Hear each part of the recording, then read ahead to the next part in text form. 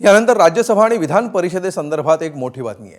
राज्यसभा निवडणुकीसाठी महाविकास आघाडीमध्ये शरद पवारांच्या राष्ट्रवादीला दूर ठेवत ठाकरेंची शिवसेना आणि काँग्रेस यांच्यामध्ये चर्चा झाल्याची माहिती आहे। उद्धव ठाकरेंनी थेट दिल्लीमध्ये काँग्रेस हायकमांडशी चर्चा केल्याची सूत्रांची माहिती आहे। राज्यसभेच्या 7 जागांसाठी 16 मार्चला निवडणूक होतीये। मतांचा कोटा 37 एवढा आहे। राज्यसभेसाठी 1 जागा महाविकास आघाडीला मिळणार हे निश्चित आहे। परिषदेच्या 9 जागांच्या निवडणुकीमध्ये 29 मतांचा कोटा आहे। विधान परिषदेचीही 1 जागा महाविकास आघाडीला मिळणार हे निश्चित आहे। सध्या तरी शरद पवारांच्या राष्ट्रवादीशी काँग्रेस आणि ठाकरेंच्या शिवसेनेनं चर्चा केलेली नाही। राज्यसभेची शरद पवारांची टर्म संपतीये, मात्र पवार पुन्हा राज्यसभेवर जाणार का याची स्पष्टता नाहीये।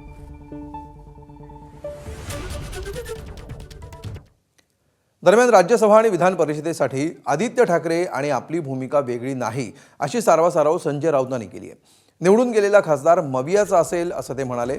शरद पवार यांची राज्यसभेवर जाण्याची इच्छा आहे, पण अजून उमेदवारी जाहीर झालेली नाही असं त्यांनी म्हटलंय। आदित्य ठाकरेंची वेगळी भूमिका नाही।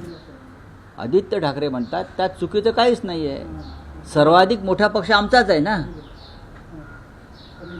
20 आमदारांचा पक्ष आमचा आहे, हे आधी मान्य केलं पाहिजे। दुसऱ्या क्रमांकाचा पक्ष आहे काँग्रेस, त्यांचे 16 आहेत आणि राष्ट्रवादी काँग्रेसचे 10 आहेत। त्याच्यामुळे जो निवडून जाणार आहे राज्यसभेचा खासदार तो महाविकास आघाडी म्हणूनच जाईल। त्याच्यामुळे पहिला अधिकार हा शिवसेनेचा आहे।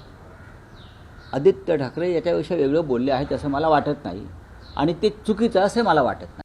माननीय शरद पवार साहेबांची इच्छा आहे असं मी म्हणालो, राईट। त्यात मी काय चुकीचं सांगितलं? ते ज्येष्ठ नेते आहेत, ते महाविकास आघाडीतले नेते आहेत, त्यांनी इच्छा व्यक्त केलेली आहे। आता त्याच्यावरती आम्ही सगळे मिळून एकत्र बसून निर्णय घेऊ, पण सर्वाधिक मोठा पक्ष म्हणून पहिला हक्क हा शिवसेनेचा हे आधी स्वीकारलं पाहिजे।